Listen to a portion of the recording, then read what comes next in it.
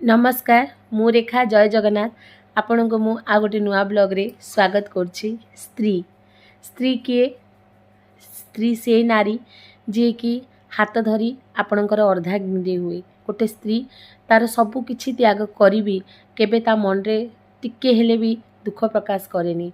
से स्त्री घरर समस्त काम करे किंतु केबे निजर साबासी नेबा पई चाहेनी। से स्त्री तार तीनटा रूप नहीं थाए, गोटे झियो, अर्धांगिनी, तापरे बने माँ। से सबु बेले निजर जीवन को जलांजलि दिए किंतु तार तिले मात्र दुख न थाए।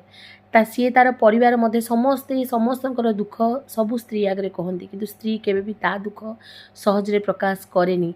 से सबु बेले चाहे जे ताको किए गोटे साबासी दब किंतु देले से खुशी ही जाए, न देले से केबे दुख प्रकाश करेनी। तेणु सबु बेले गोटे स्त्री को गोटे घर गृहिणी को सबु बेले आपण माने मुंडे मुंडे की रखंतु, से बहुत इम्पोर्टेंट। जय जगन्नाथ।